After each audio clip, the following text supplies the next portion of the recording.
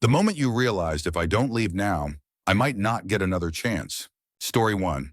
A couple years ago, I was walking home from the bar at 1 a.m. I'm a young woman in her 20s, so this was instantly stupid.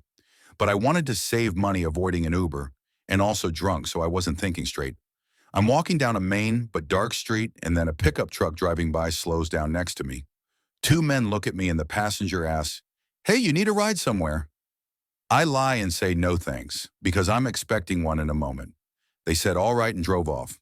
I watched them drive down the street, and then a ways down, I saw their brake lights light up. There was no stop sign or stoplight, so I just assumed the worst and thought, I've got to get out of here. I ran into a tiny parking lot to my right and hid behind an outdoor vending machine. Moments later, the two men pulled into the lot and circled it, clearly looking for me. When they couldn't find me, they drove away. I waited a few moments until I decided to call an Uber. Yeah, definitely not the brightest choice there. That just goes to show the power of alcohol, okay? And even as an adult man, don't walk home at night, okay? It's a lot of gross, dangerous people. So spend the time, get an Uber. Story 2. I mean, it's all speculation since we didn't actually end up getting kidnapped. But when I was 19 and traveling solo in Europe, I met this Australian girl in Spain who was also around 18, and we went to Italy together. We are both short, petite girls, and we're very clearly in need of a place to stay. We missed our first ferry out of Barcelona, so we had to take the next one. When we arrived in Italy, our train was hours late, and we didn't get into Rome until around 1 or 2 a.m. We navigated the sketchy streets by the Termini train station and finally found our hostel. The check-in lobby was a small, dingy room that appeared to be a closet. The man working reception looked us up and down and told us there was no room for us anywhere since we were late, but suggested we stay in their sister hotel. Desperate, we agreed. He took us downstairs back to the alleyway, where we were greeted by a large man in dirty clothing. They spoke to each other in a language other than English or Italian and let us outside. We walked down a couple alleyways until we got to an unmarked door on the side of a building. One of the men made a phone call again, speaking in a different language. We found it odd since everyone could speak English, but they chose to speak in a language we didn't understand. A man cracked the door open just enough to poke his head outside, and upon seeing the other men fully open the door and let us in. We walked down the stairs into the sunken room, which was lit by black lights. At this point, it was me, my friend, and 3 large men. The reception was a dirty room containing a couch with some dirty sheets laid over it. They told us the rooms were in the basement and to follow them. We walked down a set of stairs, one man in front followed by my friend, followed by another man behind her, followed by myself and the last man behind me. We went down one flight of stairs to find that there was yet another flight of stairs going down to a closed door. At this point, I lost it, and my friend and I pushed past the men and scrambled back upstairs. The men kept shouting at us that the rooms were downstairs, but the scenario seemed way too wild. We eventually found an Australian couple on the street who brought us to their expensive hotel where we booked a room. The next day, we searched the internet for the sister hotel they brought us to. Can't remember the name they gave us. We found the hostel online, but it was very clear that this wasn't where they brought us. The hostel boasted beautiful views of the city so clearly a few levels above ground and was immaculate. We were definitely in some weird black-lit dirty basement. We thought for sure that we were going to get kidnapped and sold into the trade that night. Ugh, that many creepy men and different doors and hallways and paths and locations. And then they make you walk down several flights of stairs. I mean, the cardio alone is scary enough, but good. God, glad you got out of there. Story 3. I was getting a beer with a friend, and he brought along his friend. When we left, I felt very drunk despite only having 2 drinks. They wanted me to come to their hotel as they were getting ready to go to a concert that night, but I made the excuse that I needed to get home because I think I left my oven on. My beer was 100% tampered with. My vision felt like I was in a tunnel. I got home in an Uber and immediately threw up and continued to do so for the rest of the night. Dude, if you're not feeling well at any point, freaking go home. Story 4. A friend and I had just seen a midnight movie. It was about 2:30 a.m. when I pulled into a gas station to grab a Yoo-hoo. I grabbed the bottle, turned around, and saw 3 men enter the store together. One waited by the doors, one stood near the register looking at chips, and the third was crouched down with his back to the employee door, so the cashier wouldn't see him through the square window in the door. They all look at me at once, and then try to ignore me, acting like they're just casually positioned around the cashier and door. I walk up, put my Yoo-hoo on the counter. The cashier turns the scanner and basically tells me with his eyes, "You do it." I bring myself up, drop money on the counter, and walk as normally as I could, past the man by the door, and out to my car at what seemed like the furthest pump from the store. I sit down, throw my Yoo-hoo at my buddy, and hit the emergency button in my car that calls 911. I connect with dispatch and report a possible robbery. A mile or two later, I see a cop car flying down the street in the direction we just came.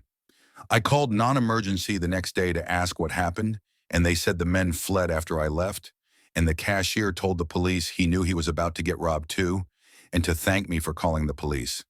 That felt good. What didn't feel good was my buddy and all his nervousness about what was unfolding as he was listening to me recount everything to dispatch. Thought I just gave him a random yoo-hoo and chugged that thing down like a starving infant with a bottle. Edit. Lots of people asking what Yoo-hoo is. It's a drink in the US that tastes like watery chocolate milk. But shut up, it's delicious. Also people asking about what kind of car I had with the emergency button. It was a 2002 Chevy. The service is called OnStar and comes standard on tons of GM cars.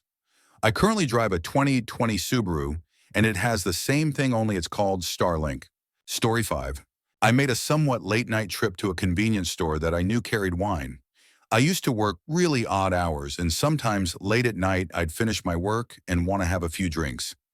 As I was getting back in my truck, this young girl asked if I could give her a ride a few blocks back to her home. It was probably a bad idea to judge a book by its cover, but she was pretty young and dressed decently, didn't act too weird or anything, so I figured, okay. Well, I'm heading back, and we get into a pretty rough part of town, and she says, "Turn left up here." Very dark street. Whatever. I stop and she says she really appreciated the ride and wanted to do something for me. She asked if she could help me out a little bit, and I decline and start getting sketched out. Like she needs to get out now. She gets out and closes the door as I drive away. Two men dressed in dark clothing were just stepping towards the street and stared at me as I drove past. Pretty sure that would have ended with a gun in my face. That's what you get for being nice sometimes. Story 6. When I was 17, I used to go jogging early in the mornings. My then BF lived about 7 blocks down the road, so I'd jog to his house. Then we'd loop around a park together before heading back to our respective homes. I started noticing a guy sitting in his car in the park watching us run. After a week of this, I'd see the same guy along my jogging route close to my house. In addition to him being at the park, he'd sit in his car and watch me run drive to the park, then watch me some more. My BF thought I was being paranoid about it all. One morning it was really foggy out. I started to cross the street, and as I was almost across, someone turned their headlights on bright and it blinded me. Instead of going forward, I stopped and started walking backwards towards my house. As my eyes adjusted, I could see that the man who'd been watching me was standing next to his car with the trunk popped open. I noped out of there and went home. I never jogged there again. I reported it to the police. My BF's stepdad insisted, but they didn't seem to care. 2 years later, a 16-year-old girl was kidnapped, stuffed into a trunk, then driven out to the countryside. She was beaten aside and then left there. By the description of the man in the car, I knew it was done by the same guy who watched me jog. They never caught him. This is all very horrible and just one of the many reasons I do not exercise. Story 7. This story is thanks to my mom's intuition. When my brother and I were young, maybe 10 and 7 respectively, our family was spending some time over the summer with my aunt in Central Florida. My mom had taken us for a trip to a super Walmart, and we came out with a shopping cart completely full of stuff for the couple of weeks we were planning to be there. My brother and I were goofing around on our walk back to the van while my mom navigated the cart when suddenly she said, "Get to the car now," in a tone of voice that I hadn't quite heard before, which warranted zero argument from us kids. We quickly crossed the concrete median between parking aisles we were won over as she unlocked the van for us to get in, and we waited. She caught up for a few seconds later and loaded everything herself and got in. She called our dad on her Nextel, LOL, immediately as she peeled out and told him that she noticed a particular car with 2 men in it pass by us when we were initially walking towards into the store, which for some reason gave her very bad vibes, and sure enough, they had waited and began following us down the lot as we exited the store with a giant cart full of stuff and headed to our vehicle. My dad then called the police and the store to let them know. Lo and behold, some days later, two guys with that same car had been arrested for attempted mugging at that exact Walmart after multiple calls to the police had been made. Only as an adult did I realize the adrenaline rush my mother had to have experienced in order to physically pick up that shopping cart outright to bring it across the median as quickly as she did, instead of having us walk to the next cart opening in the median or walk all the way to the end of the aisle and come back up with those guys following in their car. Who's to say what would have happened? It was plain daylight and quite busy in the parking lot. But one thing is for sure, mothers don't mess around when their intuition kicks in. Story 8, on a Yuri Chun. Up in the woods about 2 a.m., having a very large bonfire in midwinter. There were probably 7 or 8 feet of snow where it wasn't packed, and my friend and I were the only two sober. After about 45 minutes, we both looked at each other at the same time and went, "Something is wrong." Neither of us could quite explain it because we hadn't seen anything, but we knew there were animals in the woods. Grizzlies, wolves, and bobcats are all known to be there, but generally leave larger groups in fires alone. We managed to convince the roughly 15 drunk guys to head back to the trucks a mile away as a group, knowing at least the sober friend had a gun on her and could use it. We got everyone into vehicles and everyone shipped back to town eventually. When the guys who didn't believe us went back out in the morning to check that everything was cleaned up and found the tracks of a pack of wolves that had been circling the clearing. Story 9. This was back in 2019. I was in college, and there was a really nice guy in one of my classes. A week or two in, we had to work together on a small project, and I was pretty excited about the opportunity to get to know him. After speaking to him, though, I got a really bad vibe from him, but nothing specific that I could put my finger on. I lost all attraction to him, and I knew that I should keep my distance. He approached me a couple of times after the project, but I made sure to be pretty cool and distant, though still polite. A month or two later, same semester, our professor, Mr. Baldwin, announced that the guy had been arrested for murdering somebody he had been dating. A month or two later, same semester, our professor, Mr. Baldwin, announced that the guy had been arrested for killing a girl he had been dating, another student in our college, and apparently it was an extremely brutal one. He gave us the number of the detective investigating the case in case we had any info to share. Talk about trusting your instincts. I mean, she had nothing to go on. She literally said she couldn't put her finger on it, but just whistles. Story 10. I was at a house party in high school, and things were getting very rowdy. Tons of people just trashing the place. And I just had a bad feeling. Told my friends we should leave, but none of them would listen. I remember going out to my car, and as soon as I got in, the cops pulled up. I ducked down and waited for them to get up to the front door and just drove off without them even noticing. Several of my friends spent the night in jail or hiding in the woods that night. I slept comfortable in my bed. Story 11. We were hiking and geocaching up in northern Michigan, where it's pretty rednecky in spots. We were at a designated trail with a small parking lot off of some weird side road, but we decided to check it out anyway.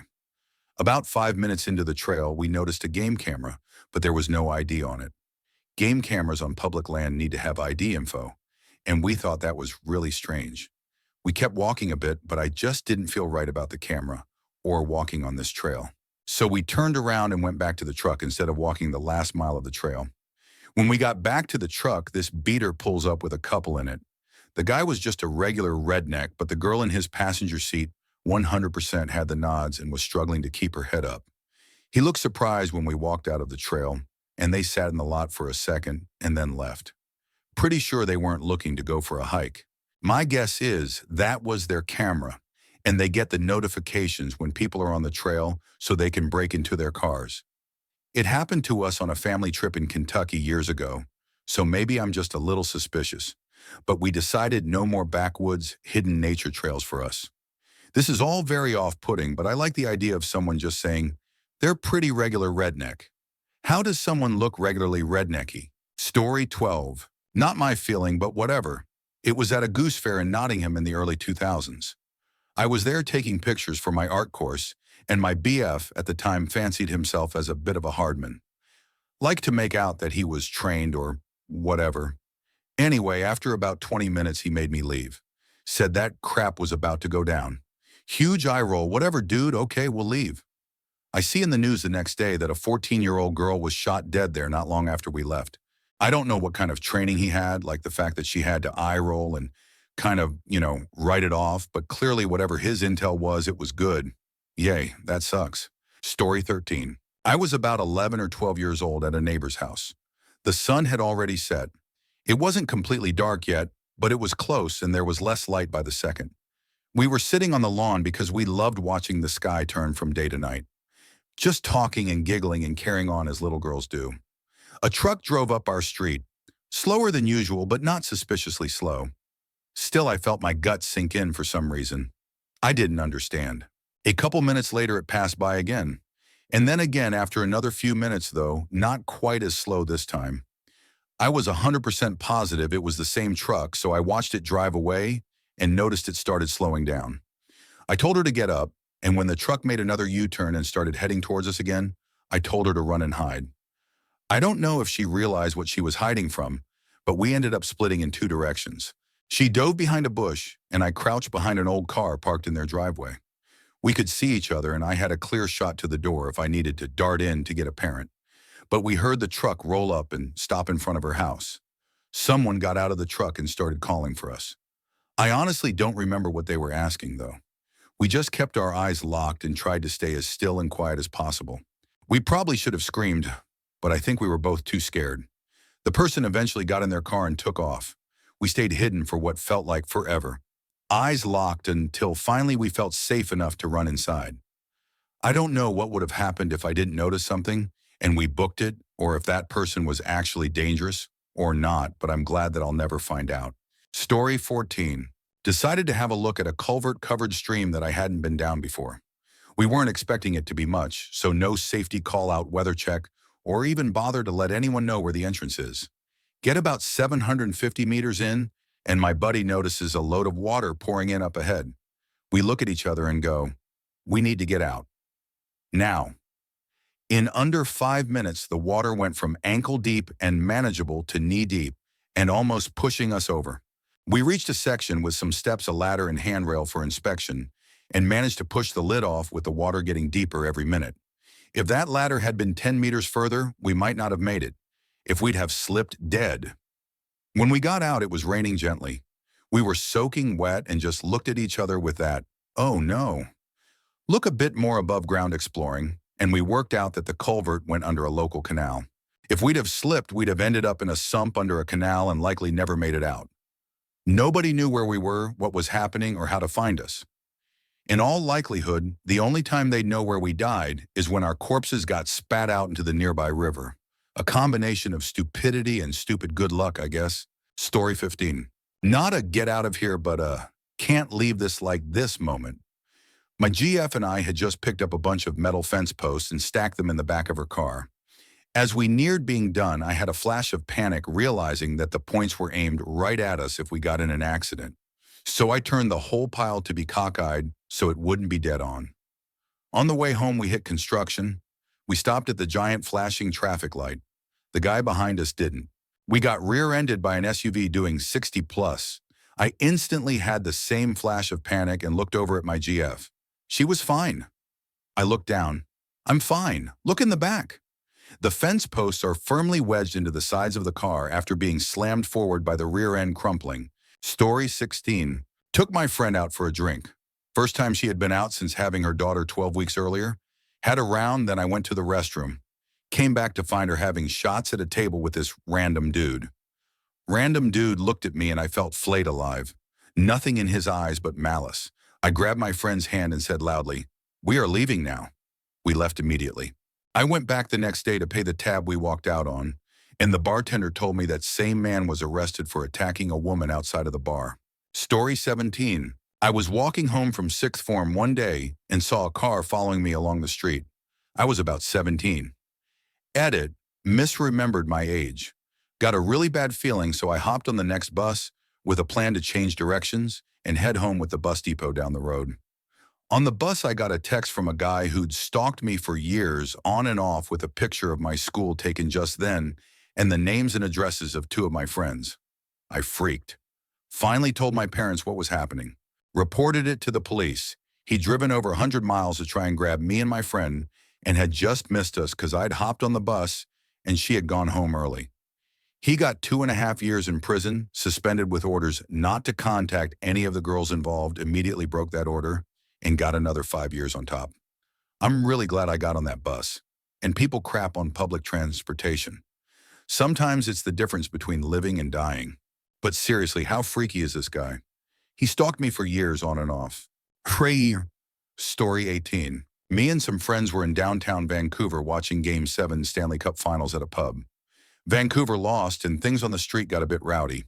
My friend wanted to stay and wait for things to calm down, but I just had a bad feeling and said we should hop on the next bus to Kitsilano. On the way over the bridge, I looked back and saw trails of smoke from burning cars coming from the city. A huge riot ensued and it was absolute anarchy all night. They shut down transit shortly after we arrived home. You know I'm not a big hockey guy, but from this story it sounds like Vancouver is to NHL, what Philadelphia is to football.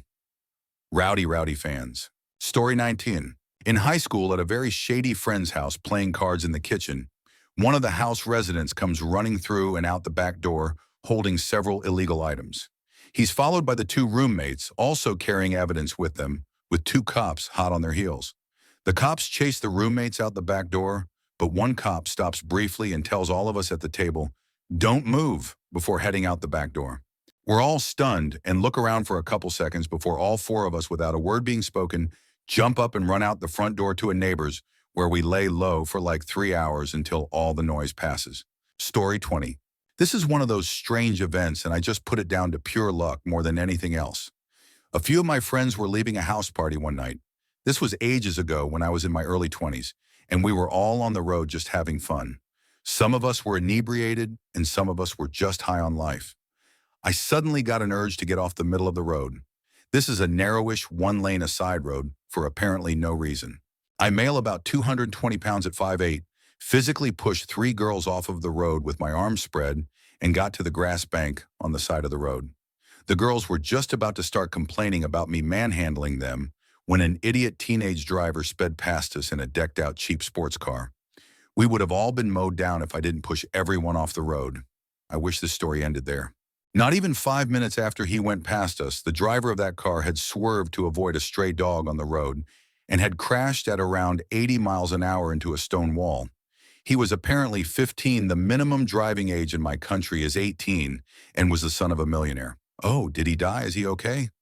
Also, the fact that he's the son of a millionaire, but he's driving a decked-out cheap car, sounds like no matter how much money you have, you can't have bad taste. But I hope this guy's alive, no matter how much of a douche he was at 15. Story 21. I've had a few, but one of the most prevalent that comes to mind is when my older sister and I were kids. I was 8 and she was either 10 or had just turned 11. My dad had just bought a new house that wasn't finished being built yet, so we were staying at my grandpa's house for about a month while our new house was being constructed. My sister and I were playing outside when I saw this weird van pull around the corner. I had been taught about creepy white vans in school, so when I saw it, I paid attention and took in the details. Everything except the windshield was tinted. The driver saw us and started to speed up, and I just told my sister we need to get inside. Right as my sister got up, I looked back at the van and saw a guy open the side sliding door and stare straight at us. We made it inside and locked the door. I peeked through the window and saw the van go slowly by, while the guy who opened the door was scanning the yard. I told my mom when she got home about an hour later, and while she said we were right to play it safe, and we always should, I heard her tell my dad later that it was probably nothing, and we let our imagination scare us. It was a new place in a neighborhood we weren't comfortable in, so that must be it, according to my mom. The next morning, my grandpa woke me and my sister up and told us that there were cops down the street and that a little girl had been abducted, and the police wanted us to tell them about the van we saw. Security cameras from the couple houses down saw the van too, and my grandpa's next-door neighbor also had a security camera that showed the van drive by with the side door open and a guy hanging out and looking in our yard. We moved into our new house before we got an update, but my grandpa went to church with the couple whose daughter had been abducted. The van was found along with the clothes the daughter had been wearing. Her body was found in the wetlands a few months later. If we hadn't trusted my gut, that would have been my sister and I. I'm going to be honest with you. I hate reading these stories sometimes. Story 22. This story starts like that, but then ends up the opposite. I was on a bus in Romford, UK, and This guy was wasted talking to everyone and being weird. My mates had a feeling things were getting dangerous, but I didn't feel it. We got off. Here's where the story goes bad because at 18 I was an idiot. As the bus pulled away, I shouted something dumb at it. Imagine bus wanker, but pre the in-betweener, so probably not that good. The bus was moving, and suddenly the fire exit door at the back of the bus flew open, and the drunk rolled out, the door hit the ground and started running towards us holding something.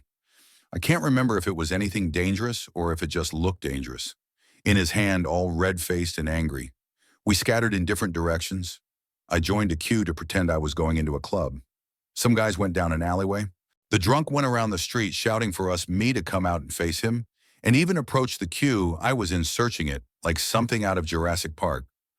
I kept quiet, and after what seemed like forever, he turned and walked off down the road towards where the bus had been to see if we were there. All of my friends were understandably furious with me when we caught up at our destination. The two that went down the dead-end alleyway were convinced he was going to unalive them if he found them. Nearly 20 years on, they still rib me about my lack of awareness and how ridiculously dumb I was. We got very lucky. Story 23. My mom's bad feeling might have saved me as an infant. She was walking with me in a stroller down her suburban neighborhood street.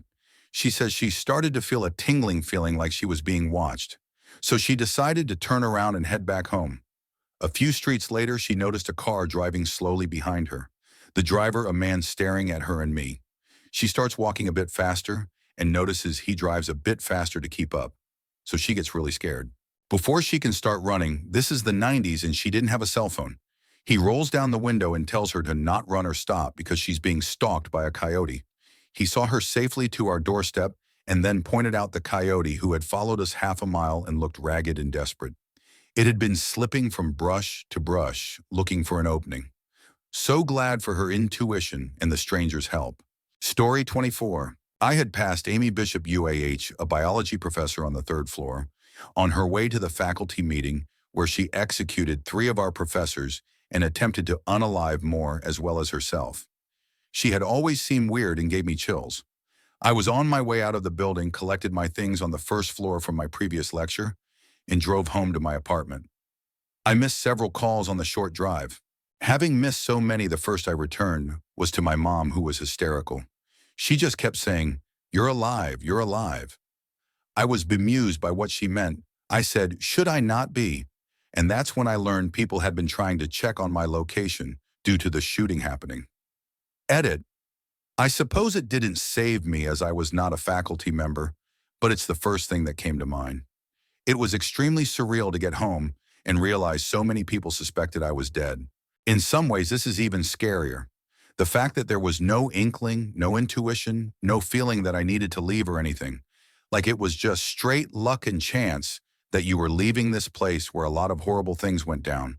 Like there was there was nothing. So just by the grace of God. Wow, that's scary. Story 25. Was on my first solo trip to the US when I was around 34. Male and straight. Stayed in a fairly remote Texan campsite and decided to go for a little trek. End up hitting a parking bay. It was about 4 to 5 p.m. and nobody else around. Then some guy in his mid-40s rolls up in a van and starts talking. All seemed normal enough until he asked if I wanted to go for a ride and to smoke with him. I politely declined. Then he said a bug went down my top without realizing I lifted it, and then he commented on having nice chest hair. Said I need to get back to my group and started walking in the opposite direction. Dude then starts reversing and getting a bit aggressive and insisting we go for a ride. I just got straight back to the trail and started running. No idea if he was just some strange friendly guy, a potential thief or serial killer or serial essayer, or if I accidentally stumbled into a meetup place for gay men. Glad I didn't stick around to find out anyway. Story 26. When I was 14 or 15, we had a class trip to a well-known beach a couple of states away for a long weekend.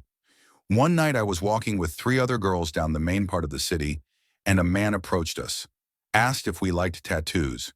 We all said yes, and we would love to get one, but that we weren't old enough. He said, "Oh, we won't worry about that. My guys do tats for anybody as long as you don't tell on us," and dropped a wink. That's when I started feeling a little leery. He led us down an alley to a little hole in the wall place with a big metal door. When he opened the door, there were about 5 guys in there with no light except for a little red one. My whole being said, "Get the F out, now." I screamed, run and ran until I got back to the hotel. I'm ashamed I never even looked for the other girls until the next day. A few days later, our class was shown a newspaper article that showed the guy that approached us along with several other men. They were arrested in connection with a trafficking ring. Our 14, 15-year-old selves were almost trafficked. Story 27. This was my mother's feeling, but it saved our lives. My brother and I were kids and lived just outside of an airbase. We had an appointment to see the on-base doctor, so we were driving on our way there. My mom got a very bad, very sick to her stomach feeling and turned around and left. She said she had a bad dream the night before about us getting shot at the hospital and couldn't get it out of her head. That afternoon, a shooter murdered a bunch of people at that facility we were going to. He was shot dead by the police, I believe. Had we gone and all 3 of us would probably be dead. I do not mess around when my mom has had bad dreams anymore. There needs to be more science or something like investigative research on what is a mother's instincts and intuition, because they are just on the ball. Always. Story 28. Last year I went to Miami for my holidays. As I was traveling solo, I used the couch surfing app a lot, not only to find hosts but to meet people to hang out with. This one guy texted wanting to go out for some drinks or go dancing. Since I was on my own, I didn't feel comfortable with going out at night, so I declined. He then continued texting me, offering to go to the beach or to drink something in the afternoon, etc. He had 3 reviews, all from girls, but good comments. Still, I felt that he wanted for something more to happen, which was not what I wanted, so I kept declining his offers. The next day, a girl's profile, who I hadn't spoken with before, texted me wanting to meet me to hang out. We chatted a bit, and lo and behold, she was with this guy and wanted me to meet with them. I mentioned that I had gone visit some other place a bit far away, so I wasn't going to make it. She became a bit insistent, telling me this guy has a car so he could come pick me up and so on. I don't know why, but this struck me as a bit weird, and just something was telling me not to go. So I just made up some excuse and stopped replying to their messages altogether. A couple of days later, I was talking with my C's host about staying safe while traveling, and I mentioned this to him, saying how uncomfortable it made me feel, and yet how rude I still felt for refusing without a solid reason. He said that you can never be too safe and all that better safe than sorry things, and showed me a convo with the girl who had stayed with him before me. She had gone to visit someplace with a guy from C's, after which he was supposed to host her. By the end of the day, he took her to a hotel, not his place. She felt weirded out by it, but said nothing. He fixed them some drinks. She only had one and immediately felt tired, so she fell asleep on the couch. She woke up the next morning naked in bed, feeling drowsy and funny. She said that she wasn't sure if anything had happened, because she couldn't remember anything after falling asleep on the couch. But she felt scared and confused, so she got the heck away from there. And after the text she sent him, she included a snap of the guy's profile. It was the same freaking guy that was talking to me before. I never felt more scared, horrified, and yet relieved at the same time. So always go with your intuition, even if you feel silly, rude, or whatever. Too long didn't read guy text me to meet while alone on holidays. Get the weird vibe, so I decline. Later learned that he apparently drugged and possibly more another girl. Story 29. My dad is a truck driver and has always told me if you are on the interstate near a semi and smell burnt rubber, get away from them because they are about to blow a tire. One day driving to work, I smelled burnt rubber. There was a semi next to me, so I sped up to get ahead of him. Next thing I know, I see a huge crash in my rear view with one car going airborne and flipping. I called the accident into 911 and then watched the news and papers the rest of the day. Thankfully, no fatalities, but it was nasty. The semi blew a tire, and the car next to it hit the middle lane, swerved to avoid the tire fragment, and hit the car in the lane, causing it to flip. I would have been right in the middle of it all. I've never heard that information, and I'm going to take that going forward. Ugh. Story 30. Somewhat of the opposite, but this was over 15 years ago. I believe 2001 or 2002. My aunt had driven from Atlanta to pick me up for a week-long visit with my cousins. Everything seemed okay, though before we really got on the road, I begged her to stop at this gas station that still had full service. I was only about 13 at the time, but I really wanted to stop. It started to rain really hard while we were there, and I begged her to stay until she could see the road better. It only rained for about 6 to 7 minutes, and we were on our way. About 10 miles up the road, we hit the small town of Abbeville, AL. We saw smoke in the air, which alerted us to slow down. We pulled up to the only major intersection of the town to see it was completely leveled. There were road guards wrapped perfectly around the trees. A long-standing factory was now reduced to rubble. Gas stations were gone, as well as the high school. We called 911. The dispatcher had us sit tight and look for anyone in trouble. She informed us that about 10 minutes prior to our call, a tornado had ran through and torn the town apart. What's scary to me was that there was no alarm or siren. The fact that we had made it there before any EMS always stuck with me, because it could have been us too. Story 31. Me and a buddy were hanging out with these two girls we met at a bar. They invite us back to their place where we meet up with a bunch more people. As the night goes on, the party winds down and a few people leave. Then one of the girls starts talking about having an orgy, and all of a sudden the other girl is like, "F yeah, let's do it." Even in my drunken state, I still had the wherewithal to look around and count. At this point in the night, there's 9 guys, including myself, and 2 women. No matter how you divide that up, there's just a bit too much going on here. I decided it was time to go. But my buddy Tim was like, "Nah, man, I'm going to see how this goes." Tim essentially got excluded from the orgy and got to watch a bunch of dudes messing around while these 2 chicks went back and forth, giving them some relations. That's pretty gross. Story 32. My buddy and I snuck out when we were about 14, roughly 10 at night, and we went to check out this little field by my house, all surrounded by trees and had a little creek running through it. I really wanted to see it lit up by nothing but starlight. About a quarter mile away, I got the feeling of imminent dread. "We got to turn around, dude. I got a bad feeling." "Oh, come on, booby-faced McGee, you're just scared." "Dude, I'm telling you, you can go there, but I'm turning around right now." "All right, fine," he replied. The next day, we found out there was a mountain lion attack that unalived a dude's 2 dogs he was walking. Where was it? About a quarter mile away from the field. When was it? About 10:30, roughly 15 minutes after we bunked out of the area. I have no doubt about my subconscious recognized a big problem that I hadn't consciously noticed. Story 33. Greyhound left me in Santa Ana at 3 a.m., told me to wait 4 hours alone for the next bus. Normally, I'm very selective on when I call Ubers, but for some reason, something told me I needed to leave right away. I find out my hotel is only about 15 minutes away. Wow, a 4-hour wait. So I call an Uber. Uber driver picks me up. I get in the car and tell him something along the lines of, "Man, they wanted me to wait 4 hours and the station is closed." What the heck? He says he's glad I called him instead of waiting for the next bus.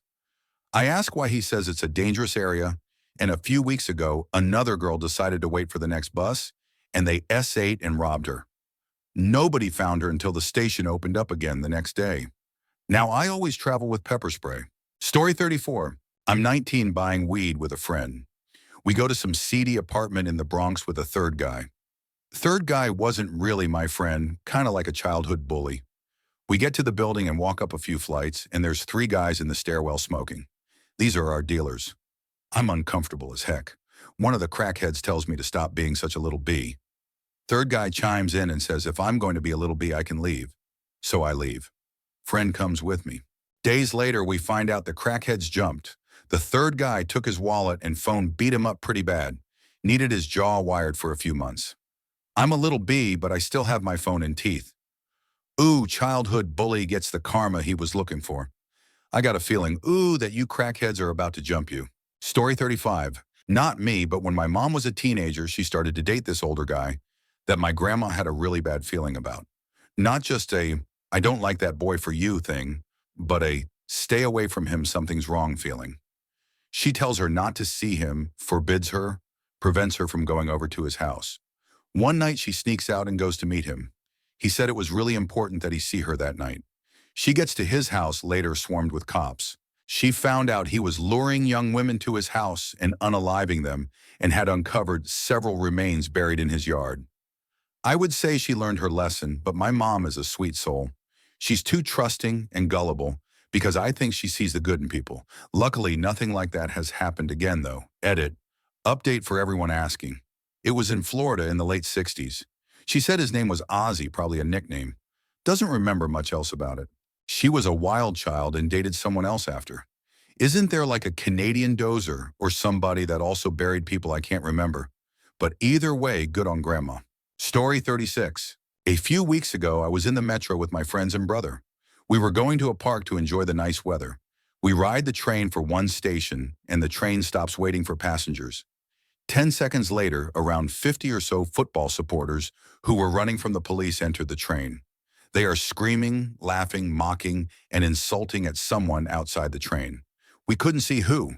The doors were supposed to close, but they didn't. I swear it felt like minutes. But 5 seconds later, the train gets surrounded by police forces dressed in black armor and armed with batons and tear gas. I'm in horror. I look at my friends. It felt like 1 minute. 1 minute with my mind racing. Many thoughts came to my mind, but it was just a few seconds. I heard a run and ran like heck. I didn't look back. So a few hours go by, and I look at the news. These cops were pulling football supporters out, throwing them and beating them, seconds after I ran from the train. While I was there, I didn't see anything, but looking at the news, it was a horrific show of fighting and beating. I swear it felt like minutes, but my friends told me it was 10 seconds max. Story 37. On a trip to Berlin, my partner and I were going to get the famous Mustafa's kebab, and on the way we stopped in a small shop to buy some beers. She got a feeling and said, "Let's leave." So we did, and we weren't 10 steps away when some guy started screaming in the shop and throwing crates of beer bottles at people. Out the door at shelves of other bottles. It went from 0 to 100 in seconds, so we were lucky. We had delicious kebabs within the hour. Like she's got a spidey sense for kebabs. Story 38. My first year of college, me and two of my girlfriends got invited backstage before a show with a well-known hip-hop artist. After checking our IDs to make sure we weren't underage, this big friendly guy led us through an elaborate series of low-ceiling rooms, ending up in this bunker-like pad with a large leather sectional coffee table, littered in drugs and booze, and 3 or so guys who were not artists, but who seemed nice and funny. While we all chatted, those 3 guys turned into 5, maybe 6, including some starry and silent types. These nice and funny guys kept pressuring us to have the coffee table stuff while we made increasingly smile and high-pitched "no thank you," but had a little. Suddenly we heard the show starting. Sounding so far away, I said, "Oh, if artist isn't coming backstage before his set, let's go back out so we don't miss it." One of the guys says, "He'll be smoking a joint with us on stage in like 15 minutes. Don't you want to wait to do that with him?" That sounded cool, so we waited.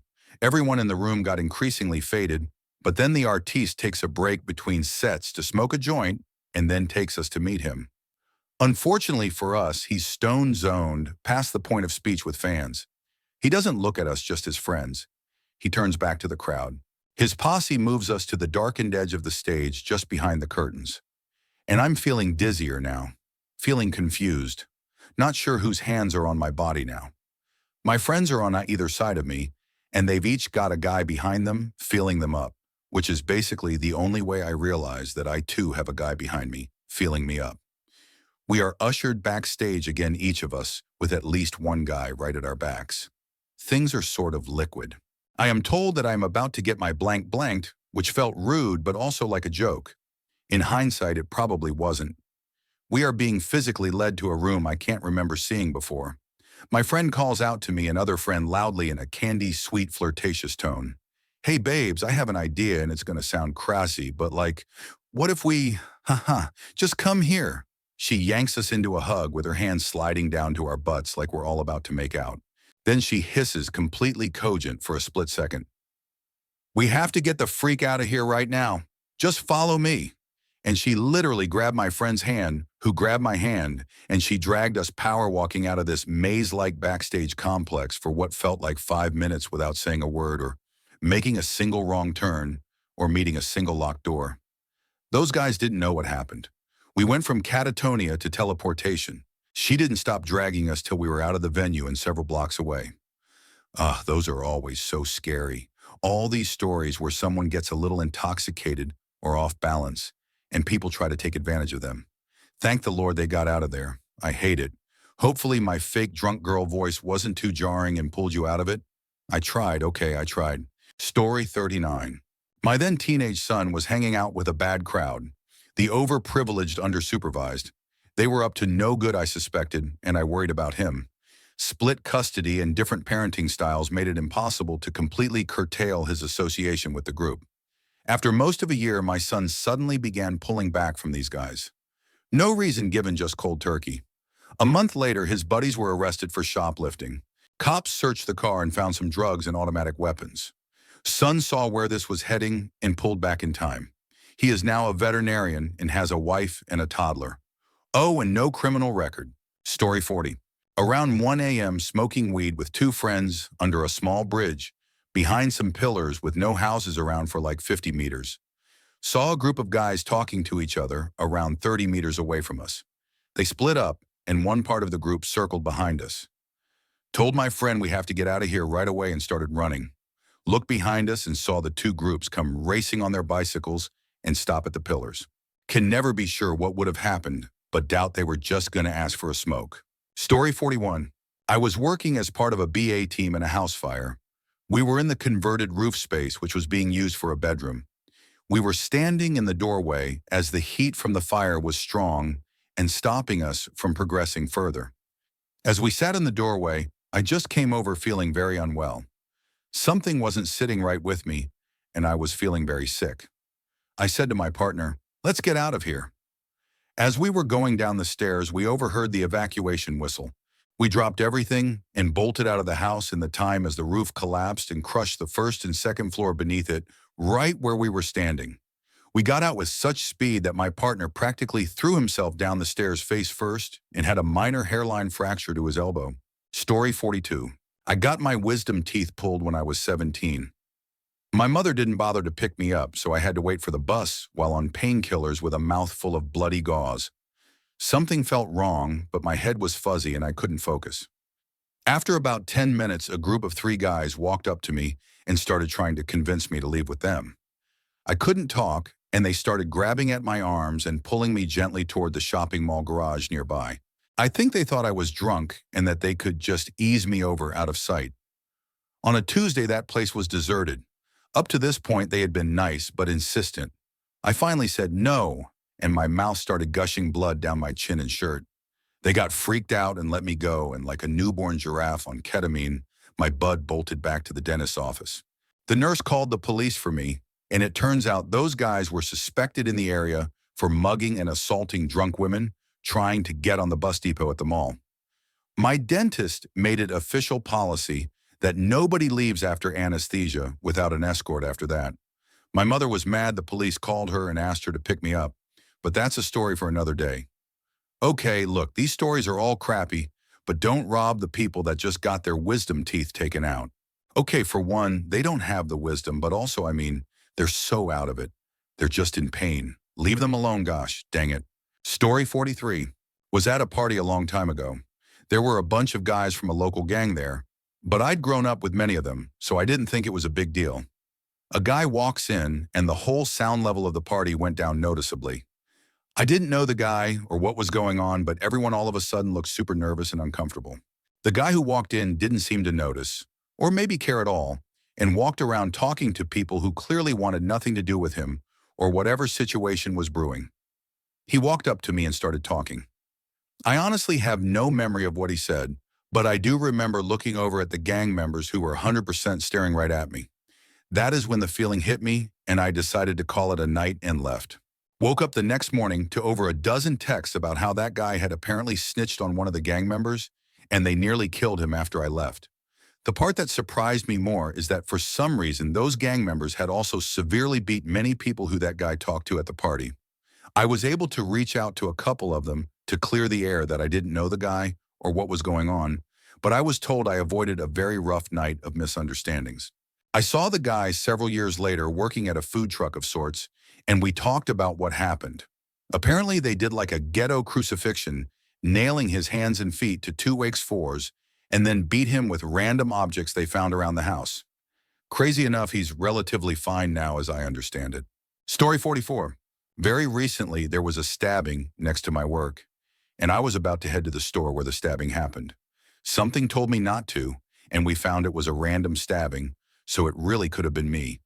Also, when I went to the Boston Marathon the year the bombing happened, I was on the way towards the finish line. It was the first time we would have watched from there. My mom and I kept getting distracted on the way, and good thing we did because when we were close and could see the tents they set up for emergencies, we saw people freaking out and we realized how lucky we were. Story 45. When I got my first car, I was about 16 and incredibly naive. I had went to the local Walmart where a random guy had asked me for a ride.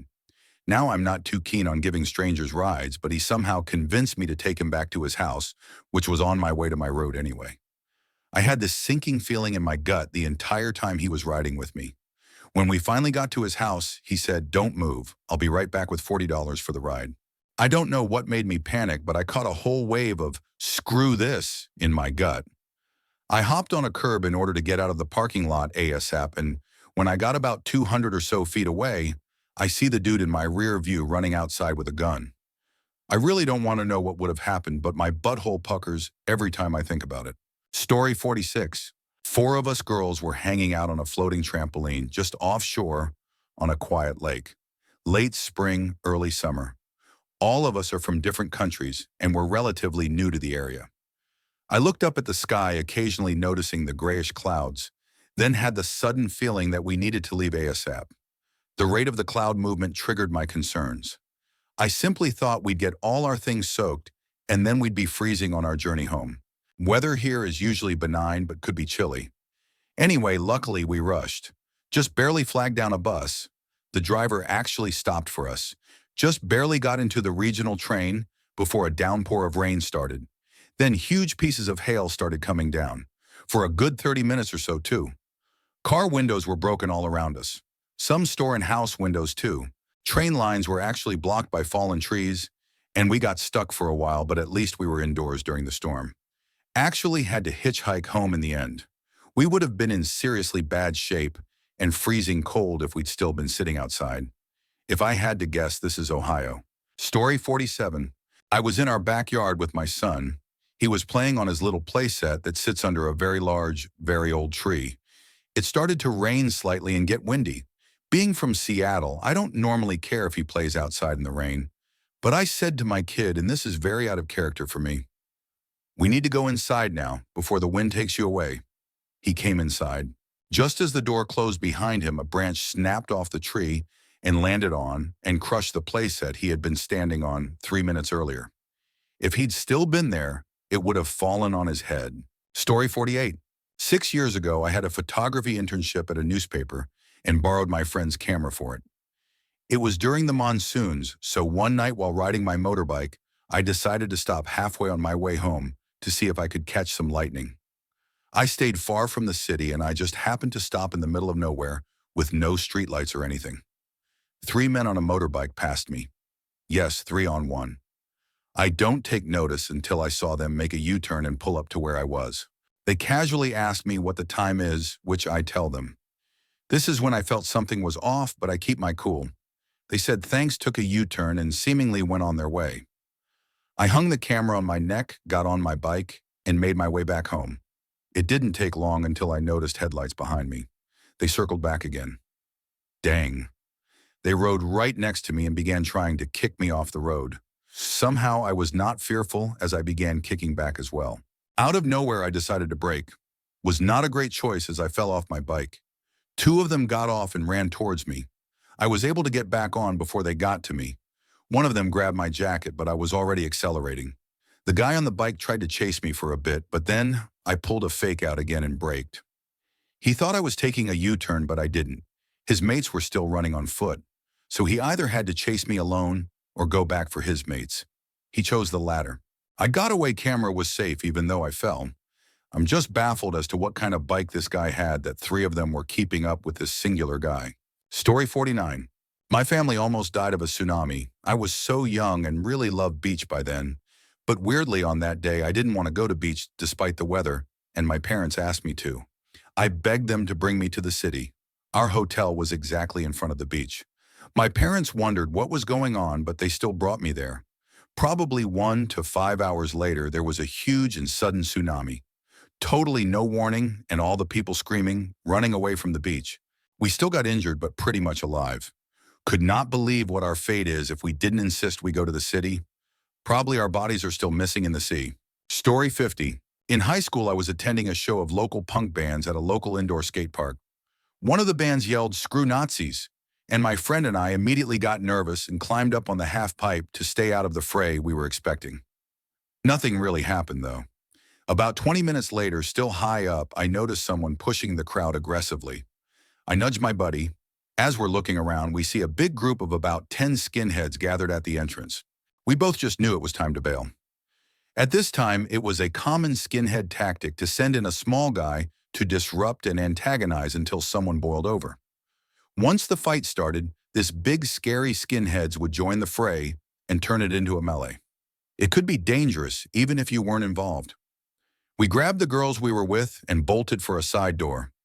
As we were leaving, we heard the music stop and shouts and screams start. We didn't look back. We heard later there were a bunch of hospitalizations, including a stab wound. The skate park got in big trouble because the show was clandestine and there was no security. Total crap show. I don't understand why someone yelling "Screw Nazis" was a sign that something bad was about to go down.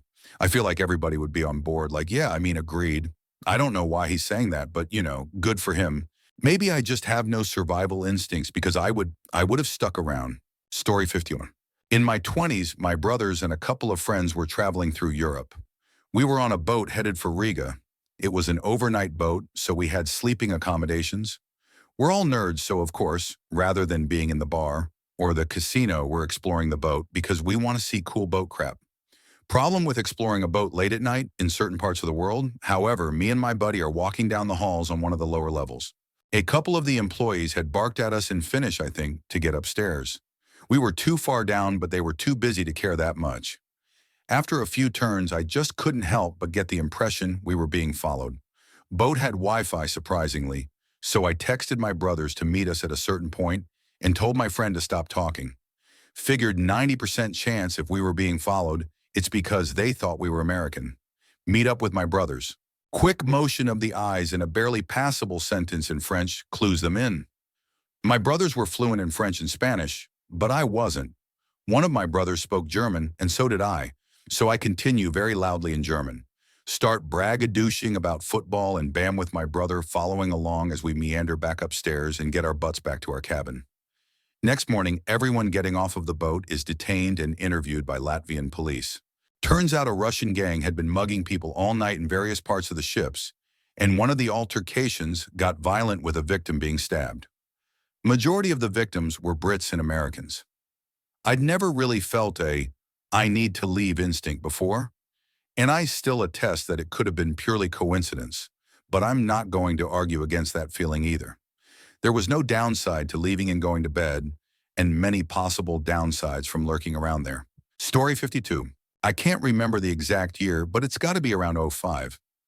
I was newly married and my husband had an accounting job he had to do in Las Vegas, so his firm put him up in a suite over the holidays, which meant that he had to be in Las Vegas for New Year's. That year, there was an event planned for the Strep weather. It was going on to be a lot of fireworks for the countdown. Kind of like a Las Vegas version of the Times Square on steroids. So we went down there a little before midnight. The show was good, but just before the countdown, they started closing casino floors and locking the doors on the Strip. I guess they didn't want the crowds filing back in. Unfortunately, the street in that area also had a fence, so you had to stay on the sidewalk. I got really claustrophobic, so I tugged on my husband and said, "We got to get out of here." So we just started making our way through the crowds toward the side street when the countdown happened. We still got stuck, but luckily we're a little more out of the way. When the countdown was over, everyone left at the same time, but there was nowhere to go. People started filing off the pedestrian bridges, shoving and pushing, to the point where I was actually lifted off my feet and just shoved by the crowd. The doors to the casino next to us almost broke open with the amount of people being smashed into them. I am grateful we started leaving early because the place I was at, several people crushed and trampled. A guy in a wheelchair was pushed out of it and actually don't know what happened to him because he disappeared into the mass separated from his chair. We finally got pushed toward the street that I was trying to get towards. There was like 6 cops just sitting there doing nothing. From their vantage point, they couldn't see any of the crush, though I have no idea why they couldn't hear the screaming. My husband went and talked to them, and they went off running to do crowd control. Later found out several people got injured. Never did find out what happened to that handicapped guy. We were so amped up on adrenaline that we decided to just cut out early and drive home that night. Story 53. When my parents first married, I'm pretty sure my brother was little. My dad was coming back from Hong Kong, and they had spoken on a payphone before he was to fly back. He never showed up, and in the news, his flight had crashed in the middle of the ocean. No survivors. My mom was hysterical. A few hours later, my dad comes walking through the door. He said he got to the plane, and they were closing the door. He saw it as a sign and felt weird about it and decided to get on the next one. My dad's not that superstitious, so that was a big deal for him. He didn't feel the need to call again because it was only a couple hours. He wasn't aware of the crash. Holy crap. Like, I don't know. I hope I have some sort of instincts like this that I can trust one day. I mean, I hope I'm never in a position that I need to use them, but if they ever arrived, I hope I don't just write it off. Story 54. I hope that I'm not late, but one day I was taking a hot bath, as I love to do when I was laying down in the tub chilling. I started to feel so relaxed that I was slowly getting sleepy. Pretty normal thing in a hot bath. But then I remembered that a water heater fueled by gas insulation was acting weird for a couple of days. I got scared because I realized I could get carbon monoxide poisoning. I tried to get off the bathtub, but I just fell down on the floor. I crawled naked out of the bathroom and took a deep breath of the fresh air. The next couple of days, I couldn't move out of my bed because of an extreme headache, which, as I read later, was one of the symptoms of monoxide poisoning. If I would have fallen asleep there, I would be dead now. Sorry for my Inglendo and spelling. Stay safe, boys. Story 55. My car broke down once in a really sketchy area of town at night. I immediately called my boyfriend at the time and insisted on staying on the phone with him until he showed up about 20 minutes later. I watched my rearview mirror for each person who walked past my car to ensure that they walked all the way past my car. I see one guy walk past my car but never see him go past the rearview mirror. I tell my boyfriend he's waiting for me to get off the phone. He didn't walk past. My BF doesn't believe me, says that I'm paranoid and freaking out over nothing, blah, blah, blah. Boyfriend shows up. I go get in his car. He pops the hood of mine, and a guy pops his head up over the concrete barrier between the road and the field next to the road to ask if we need any help. When my boyfriend gets in his car, I tell him that's the guy who didn't walk past my car. He agrees that he was likely waiting for me to get off the phone and that he was super creepy. Anyway, I'm glad that nothing really bad happened. This is another lesson for people adjacent to people with the feelings. Don't call them paranoid. Don't question the feelings, okay? Because just instincts, intuition, even if it's over the top, just follow it. Okay, just don't ever write it off. Story 56. Social worker. I've had a few home visits that have gone as far as getting out of the car and realizing nope, time to get the frick out of here. Went out once to visit a client that was a single mom with 3 little kids who lived way out in the sticks. Because she'd stopped answering the phone or responding to the other attempts to contact, she had a pretty bad DV history, so I was worried. Got out there and had a feeling something was wrong immediately. Her van was gone, and I knew it had expired tags, plus she had a suspension on her DL. One of the upstairs windows was broken, and things were just weird quiet. Got out of the car with my neck hair standing up and had hardly stepped out when my home visit buddy, "We don't go out solo for safety reasons," said quietly. "Get back in, man. We need to leave." Once at the end of the driveway, she told me she'd seen a guy that looked like my client's ex ducking back into an outbuilding. I couldn't have seen him from where I was. Had I gone up to the door, he'd have been maybe 10 inches from me. Story 57. My subconscious saved my butt once. Back in the old college days of yore, I was known for disappearing in the middle of nights out. As many young idiots do, I sometimes drank too much and blacked out. When I did, my adult brain said, "Run away."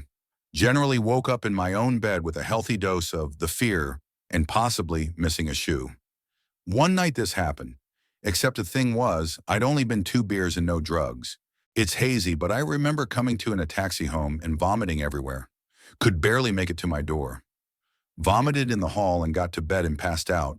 Spoke to roomies the next day, and they said I just suddenly became messed up at the start of the night and disappeared. After a housemate told them I'd gotten home so they weren't worried, found taxi driver's number in my bag, whose taxi I'd vomited all over, and called him to pay the cleaning fine and apologized profusely. And he was incredibly nice, only charged like 30% of the cleaning fee. As he said, he, with vast experience of drunk students, said he knew something wasn't right about my behavior and said I kept apologizing between pukes and saying, "I'm so sorry. I've only had 2 pints, I swear." Pretty sure someone dosed my drink, and I thank God for my finely honed flight reflex telling me to get the frick out of there. Housemate said some creeper had asked them where I was several times that night. Story 58. Many years ago, when I was much younger, I was driving home from the gym. There was a biker off to the side of the road. His Harley had broken down. He asked if I could give him a ride. He was going not too far from my home, so I said sure. We made small talk. He asked if I was afraid of him. I said no. I'm bigger than you and I work out. He sized me up and said, yeah, fair enough. We got to where he was going. It was a local clubhouse. Asked me to come in, he'd get me a beer. Least he could do for giving him the ride. I accepted. A lot of people at the house for a weekday enjoying the cold drink. An extremely attractive lady sat on the couch next to me, slid right up and got cozy. Very friendly, very chatty. As we're chatting, I asked why there were so many people over. Was it a party or something? She said her husband had just got out of jail. They were celebrating. Apparently, he had beaten a guy really badly for flirting with his wife, who was now snuggled up next to me on the couch. But don't worry, it was all just a silly misunderstanding. It was pointed out the husband was sitting on the couch next to us, staring at me very intently. Right in front of me was the pet pit bull with its face about a foot away from my crotch, staring at me. I had a sudden moment of clarity as I took this scene in and realized I needed to leave immediately. Excused myself, thanked everyone for the hospitality and bailed. Realized as I was leaving it was the local clubhouse. Story 59. Not sure if this counts, but my mom saved me from being kidnapped. I was 3 at the time, and I was playing in the park with my mom watching me. She looked away for a second and noticed I was gone. She got a bad feeling and ran over the hill behind the park. I was holding a woman's hand while she was leading me to her car. My mom ran up, grabbed me, and took off. Police later pulled the woman's car over to find children's clothes and shoes in her trunk and back seat. Another time was more recently. I was with my mom, grandma, and brother. We were coming home from a vacation when we saw the night sky turn red. We thought, oh, it must be a Beachy Creek fire. We all of a sudden had to stop as there was a line of cars in front of us. We found out that the road was blocked from the trees that had fallen. We decided to head back towards where we came from, but that was blocked from 2 more trees. My mom all of a sudden said, we need to get out of here now. We went up to help clear the 3 trees with a hatchet we had in the back. We managed to clear 2 of the 3, as the third was too big to cut through. We almost got hit by 4 more trees on the way back to our car. As we were leaving, we saw the hillside on fire. The next day we evacuated and found out that 5 minutes after we left that area, we were stopped at fire, burned it all. Story 60. I was attending what I was told a very small get-together, 5 to 6 people, for a friend's college graduation. This was a few months ago in the midst of COVID, and the party was for my wife and my absolute best friends in the world. We had already been quarantined for close to a month and had negative test results a few days prior to attending. When we got there 20 minutes early, mind you, there were already over 10 people. Nobody had masks on or was social distancing. There was open-top food platters everywhere. And one guy was barbecuing for the whole party also with no mask on. When my friend answered the door, thinking quickly, I interrupted my wife and said, I'm so sorry we have to do this to you, but on our way here, I got called into work. They know we have 1 car and wouldn't have been able to split up. And we handed over her gift and said goodbye. Few days later, found out everyone at that party tested positive. Story 61. Anytime I'm out at night and a guy starts to catcall me, edit. I should tell a story. I worked in the city, and this day I got off late at night. I usually feel safe and crap, but this day I thought I should get on the first train that comes, even if it's the one that I need to transfer trains. I usually wait for my train, because I hate transferring. I see this group of men near the train stop, and they start yelling at me, yeah, girl, hurry, you'll miss the train. Or, you should hang out with us instead of getting on that train. And other crap I'd rather not mention as I just missed the train. And so I had to wait like 10 minutes for another one. And so I walked down and stood at the other end of the stop so I didn't have to be near that group. And if they got up to me, I could book it to the next stop, which was at the plaza. And even at night, more people are there. They ignored me because I don't think they realized I was at the other end. Or they were so out of it, because drugs, or they were drunk. And once they realized I was there, they again started saying stuff to me like, you should come over here and let us warm you up. Or, it's going to be a long time till the next train. which he was wrong because the train was coming. And so this switched to, we should sit next to you on the train, or don't leave us, come play with us, along with other stuff. They started to get up to walk over to me. The train got there, and I ran on. I don't know if they got on the other compartment of the train, because you can't walk to one end of the train to the other. It's really just two trains and one is pulling the other. I also don't know if they didn't have a ticket to get on or whatever. And so that's why the trains at night do more ticket crackdowns, but they didn't follow me to my side of the train. Look, nighttime's scary enough as is, even as a dude, but I can't imagine what it's like to be as a woman with guys literally calling out to you. It's like some sort of horror video game that's a bit too real. Stay safe out there, everybody.